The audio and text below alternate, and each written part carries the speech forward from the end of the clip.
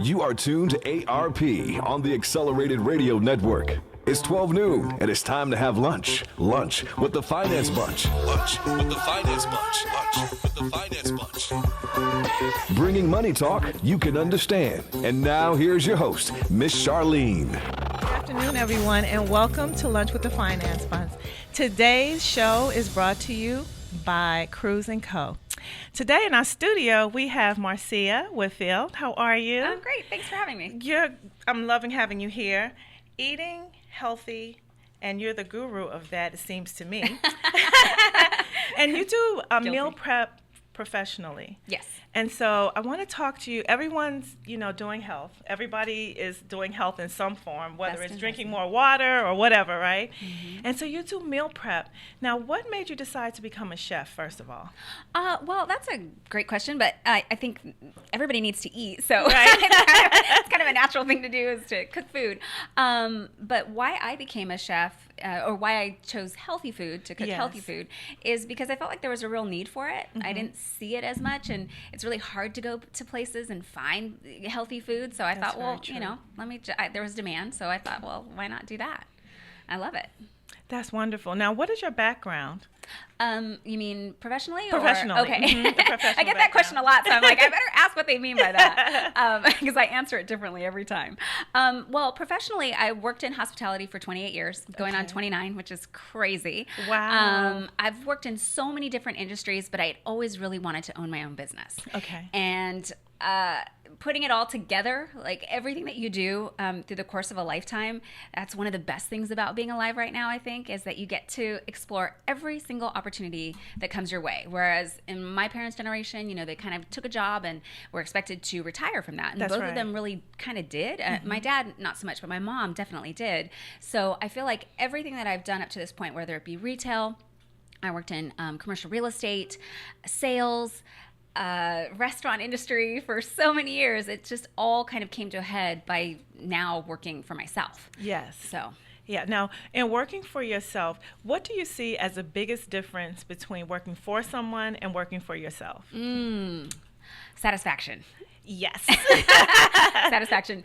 Because here's the thing, every time you work for someone, you are actually learning like key critical skills. Yes. And most people start a business because they really are passionate about it and they really want to do a great job. Mm-hmm. And so what you get the benefit of is seeing the things that they do really well, and then seeing the other things that maybe they're missing the mark on, that you feel like you could do more. Mm-hmm. There's always that situation where you go into a store, right, and something goes wrong, and so then they're like, the clerk says, well, I have to call the manager.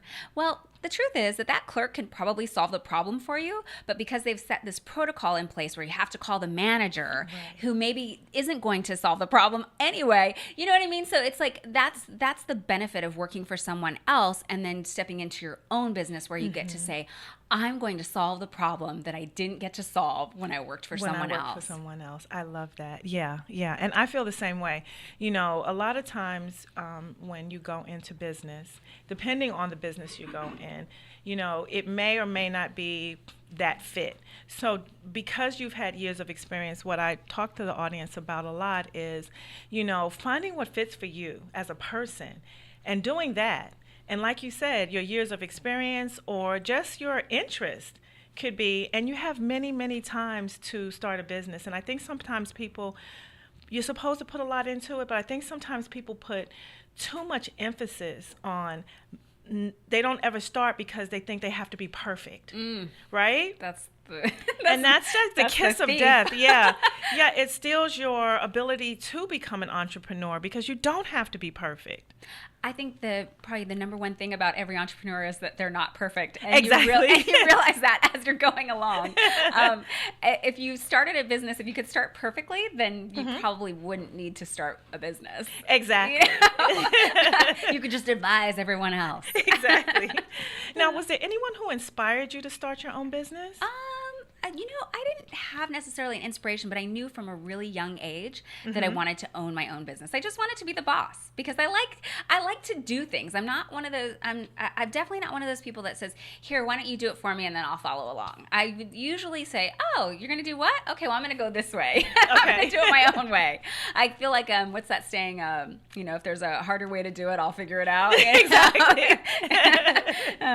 So now, what do you specifically do as your role or position in your company? I do everything.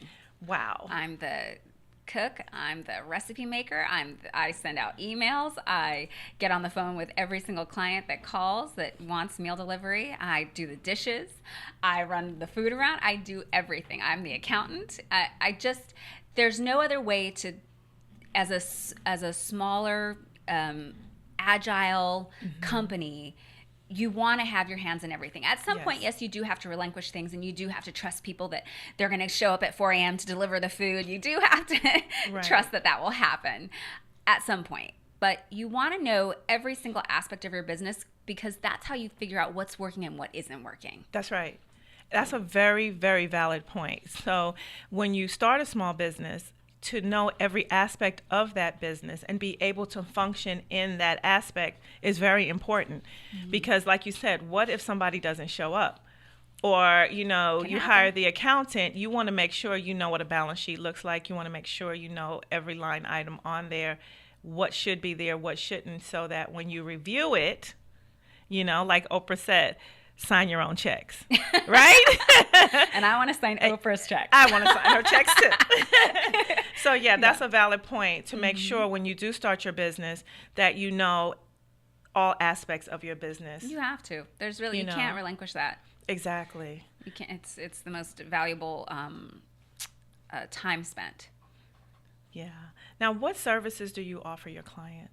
So we do meal delivery to the home or office. And because we work with so many different types of people, so I have, of course, a lot of people that call for fat loss. But I have a lot of people that are calling nowadays more than ever just for healthy food delivered, because they're not going to figure it out on their own. They don't have the time. They don't even want to waste that time, because truly what we give to our clients, I used to always think, when I first started, I thought, well, I deliver healthy food. What I realized is that we actually deliver free time to people. Yes. That is the most valuable thing that you can ever do, because the less time that people have to, whatever it is, even if you're paying a personal trainer, you're paying someone else to maximize the time that you're at the gym, which gives you more free time. There's nothing worse. I see it all the time when I go to the gym, is somebody wandering around trying to figure out what they're going to do. And I'm thinking to myself, you should have just hired a trainer, get in a class, go to a trainer, just, you have to have a plan. And so that's what we do ultimately, is we're really just giving people back free time. So sometimes I work with people who have cancer or different ailments that they're dealing with. Again, we're giving them time, unfortunately, to go to their appointments with doctors, but we're still relieving that stress, relieving them of one extra step in their day, because at this point in history, we are all doing far too much. Yes. And so any chance that you can get to give yourself just a half hour here, 45 minutes there, take it. It's worth the investment. Definitely, because I know we're at the peak of crazy, especially where time is concerned. I don't know what happened. Like, we're doing so many things. We're just all over the place. It's overwhelming. It's overwhelming. And one of the basic things that we need, which is food, and healthy food, is exactly what gets left out. It's pretty incredible to see how food has... I mean, when I grew up, we didn't really have treats in our house. We'd get treats here and there. As a kid, I liked Taco Bell.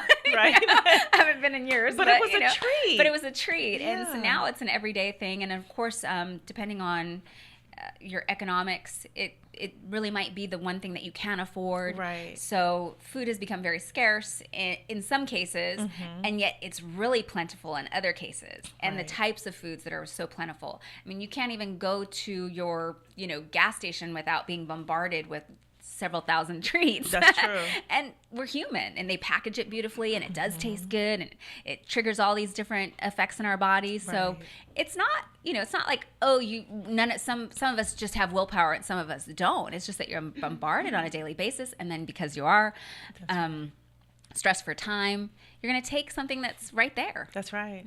Yeah. It's easy. It's easy to do. Now, what is the range for your business? Like, what areas do you cover in delivering the healthy meals? So we cover the San Fernando Valley, and then we extend out to Beverly Hills, Los Feliz, and Hollywood. So we're kind of all over, but I try to keep it as central as possible because I've got drivers going out in opposite directions, in the morning because we start at about 4 a.m., 4:30 a.m. So your day starts, the deliveries start at 4 a.m. About 4:30. Usually about 4:30 the first car is on the road. Wow. And you deliver from 4:30 to about what time? 11:30, noon, just depends because when we do the home or office. When we do the office, generally speaking, we're trying to go about lunchtime. That's right. Just like within that hour. And we also know we have to account for traffic. And so your range of clients is like all over the place because like you said, there are people who are just looking for that time freedom because trying to create a healthy meal, it can go into the grocery stores, because you might have to go to 4 different stores to get everything you need to create that healthy meal. So people get discouraged, They have this over here, the good meat's over here, this is over there. Point. It's all over the place. So you might have to drive to 4 different stores to get everything you need to create that meal, and it's just too much. Well, I think on average, I worked it out. We give our clients back about 10 hours of free time each week. Now, what they do with that 10 hours, if they even recognize that it's 10 hours, but that really is what it is because you figure coming up with a menu. Right. That if you're not a cook, you're like, oh my gosh, let me go exactly Google healthy food or something. And then preparing it, purchasing it, and going it to a couple of different stores. Yes. So the preparing it, the cleanup, the cleanup, and then the waste. Because a lot of times, I know when I look online now, especially with a lot of the people that are doing meal prepping, they overwhelm me. Actually, I find that some of the things that people doing, in some cases, I'm like, wow, they should probably start a business. Yeah. And I've even said that to a few people.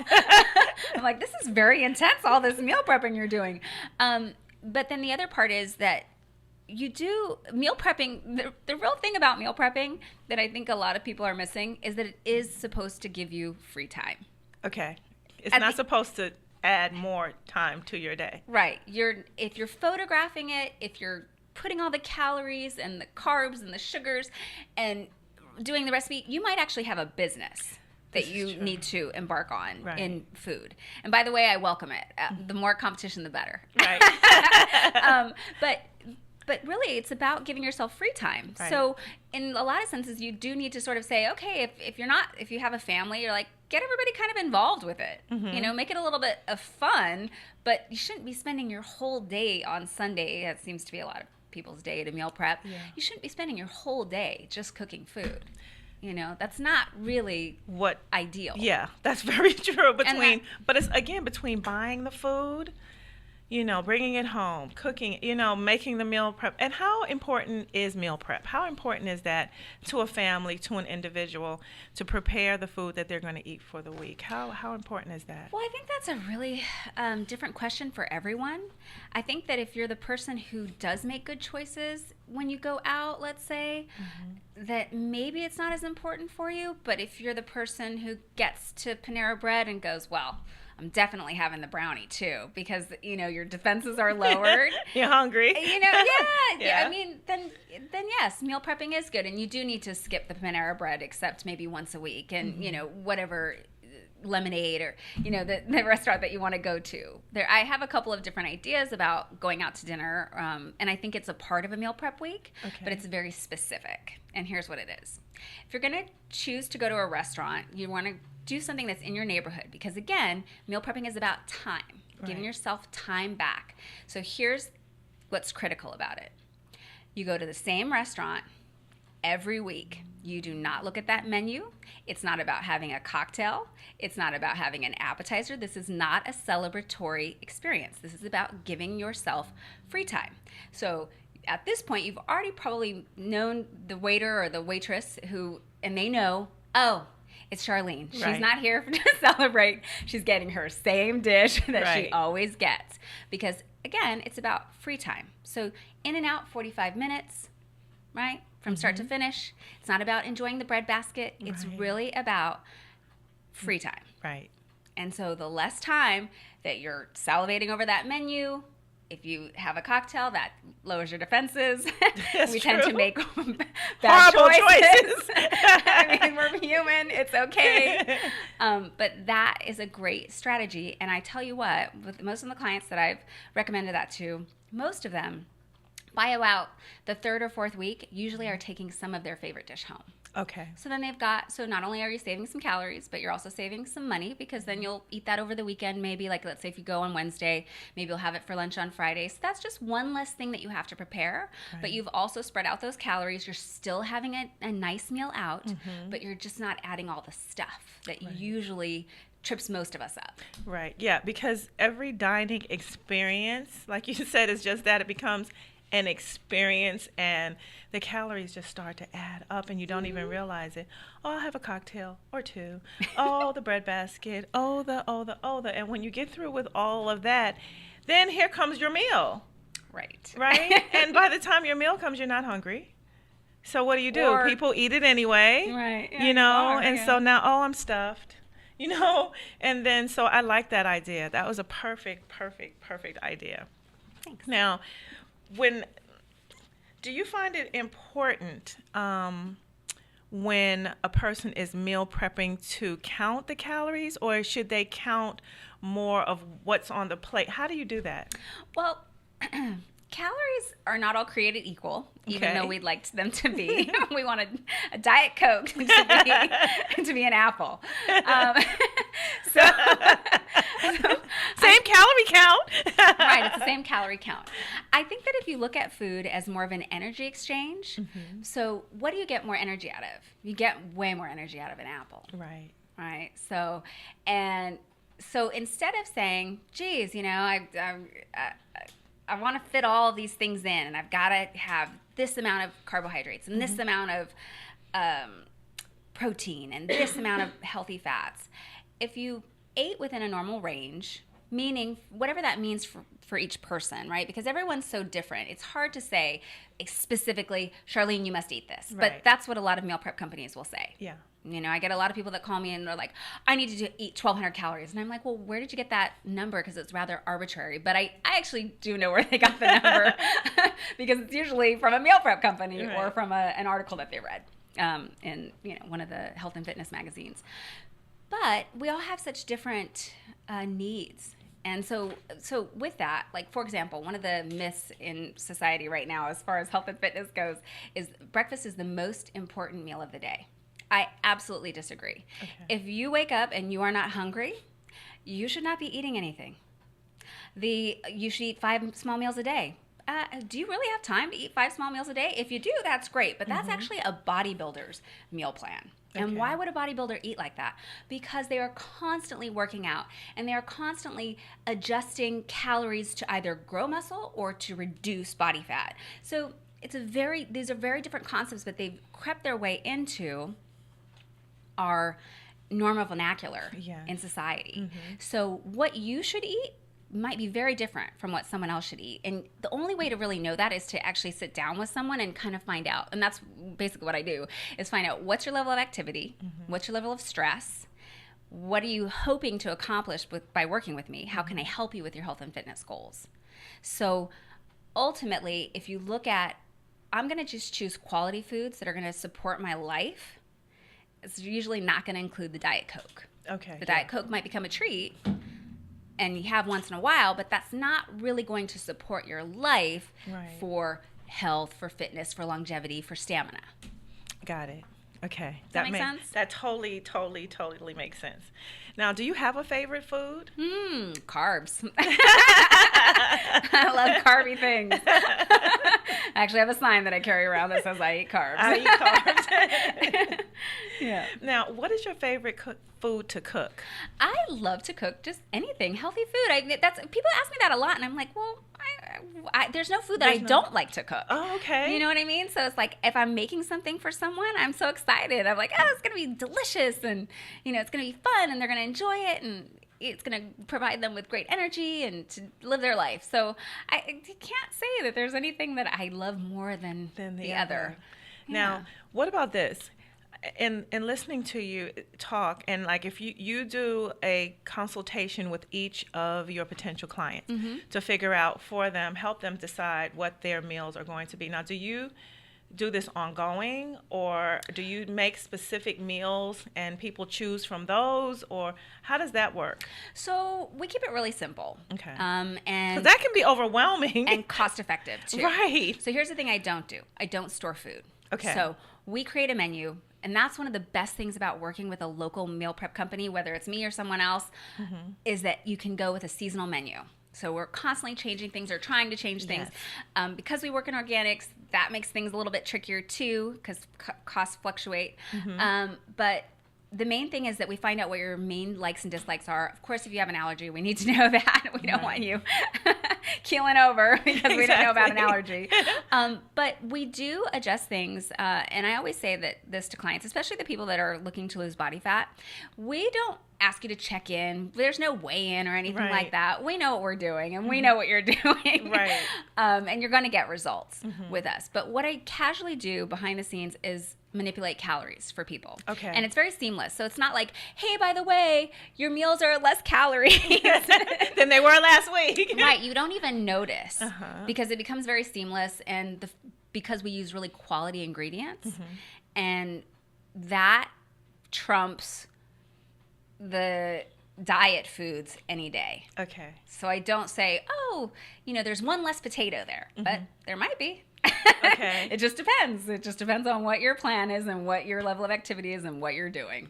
That's amazing. So with you, they actually do get a eating plan that's going to support whatever you sat down and talked with them about. Absolutely. That's amazing. That's amazing. It's actually really cool. That's amazing.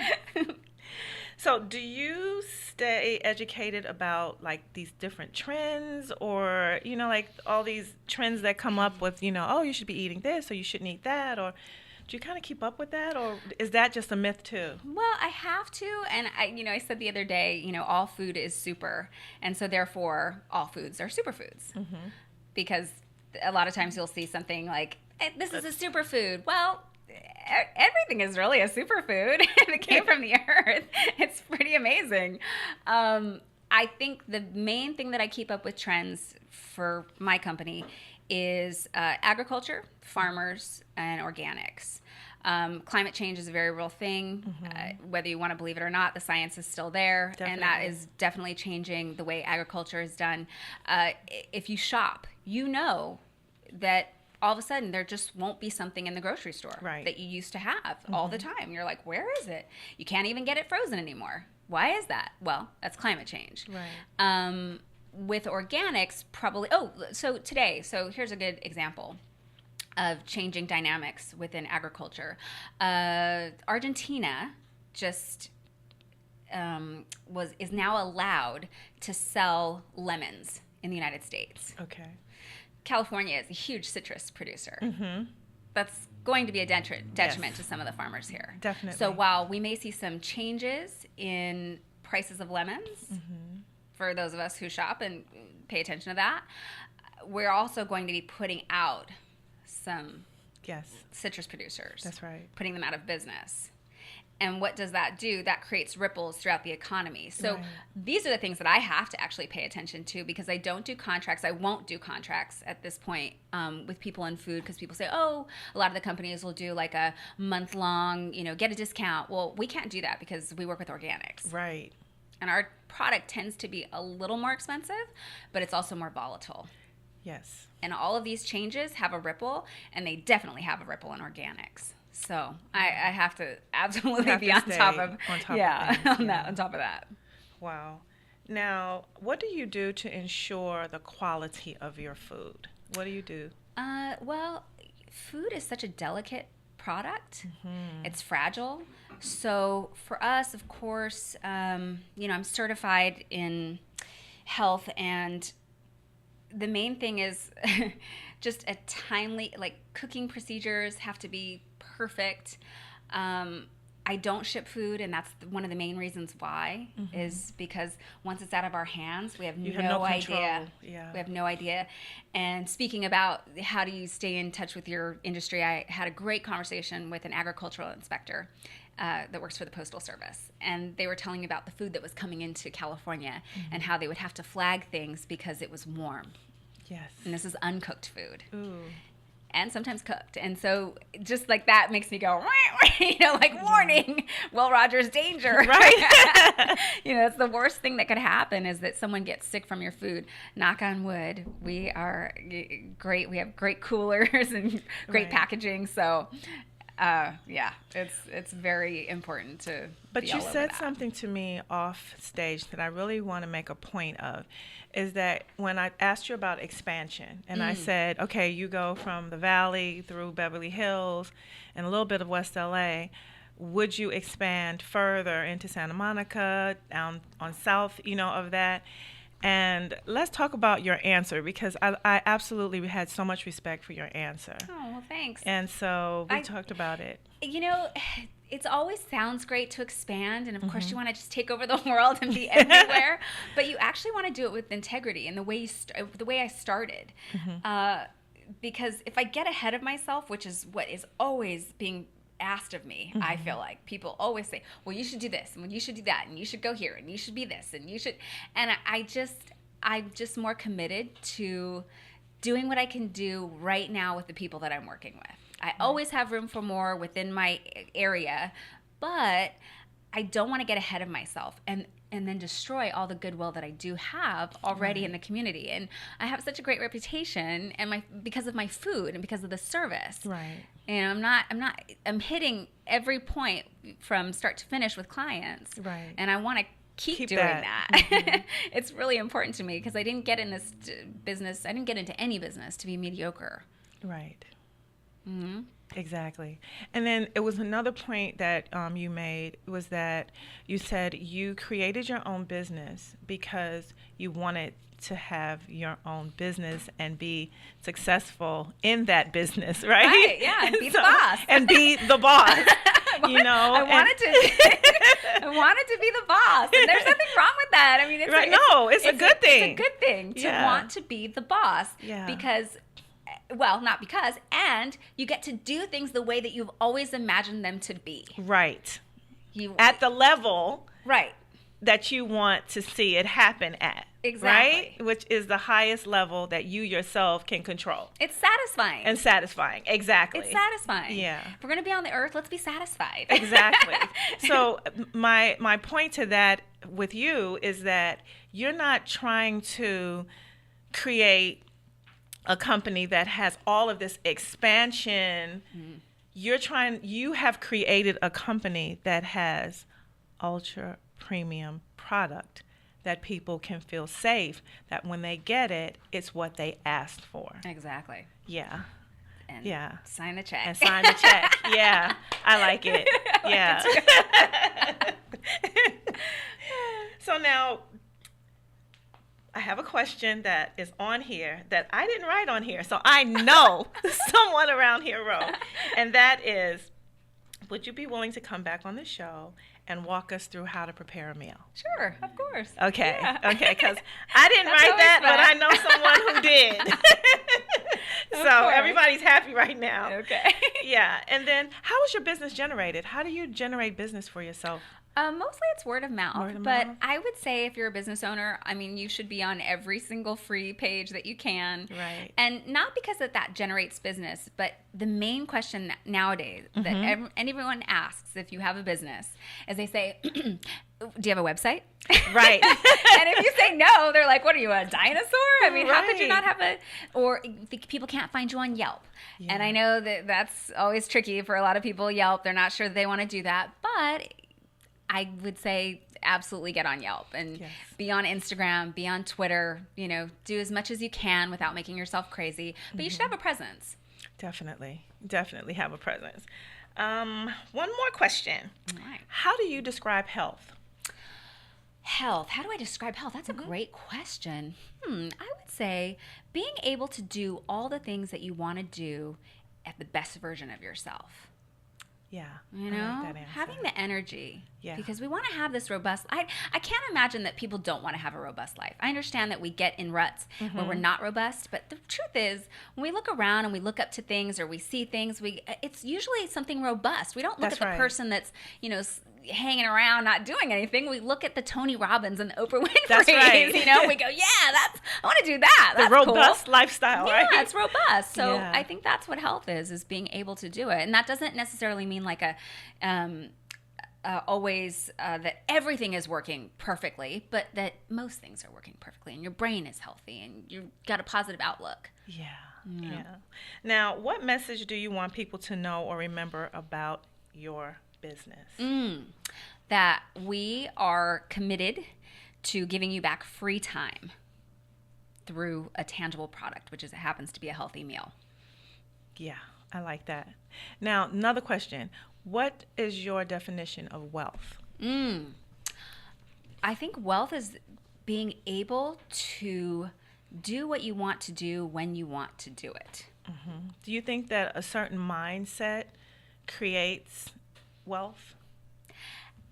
That's always so interesting because I know people that have a lot of financial wealth, but I would say that in some cases they seem very tethered to a life.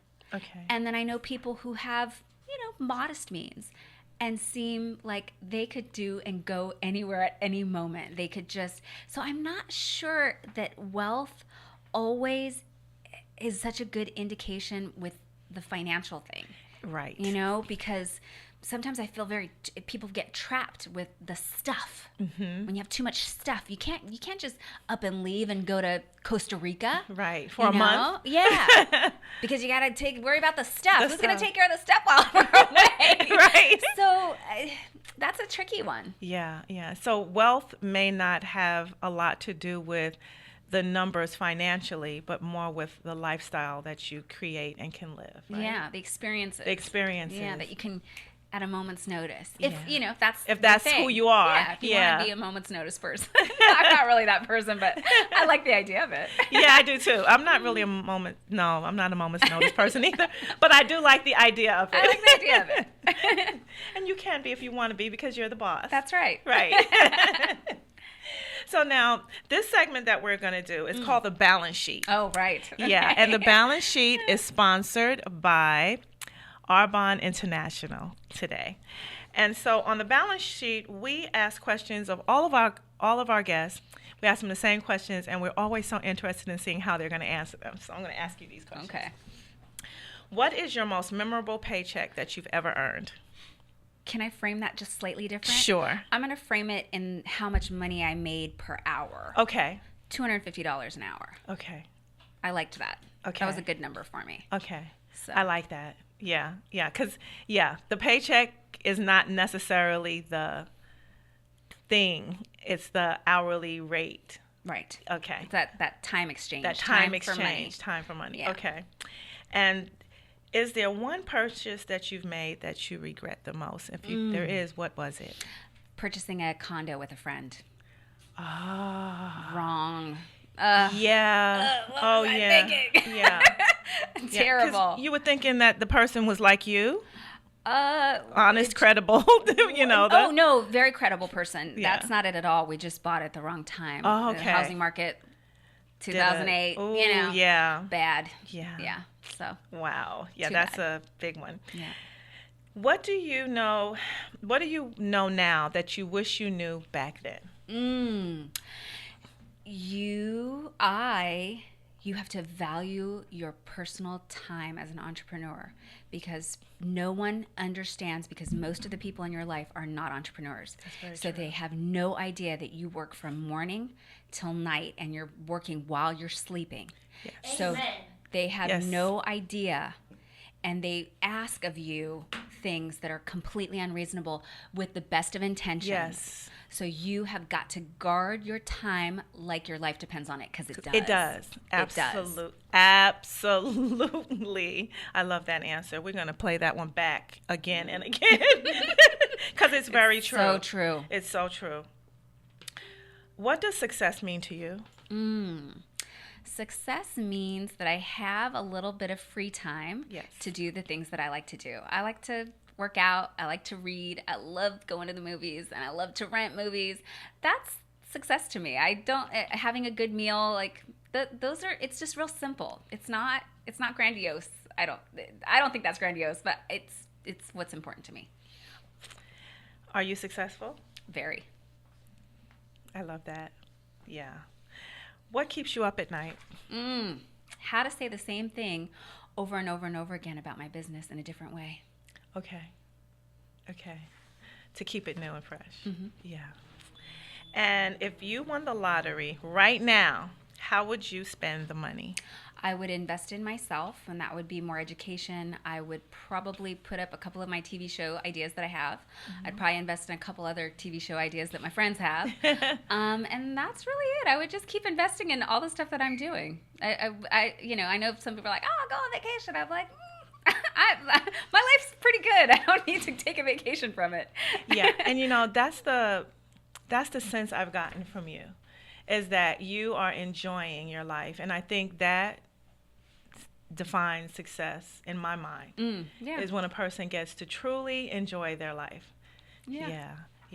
So I think that this has been an excellent show. Thank you so much for coming on. Thanks for having me. Yes, and we met on social media. I know, that's right. See, it works. It does work, But I was looking forward to this day.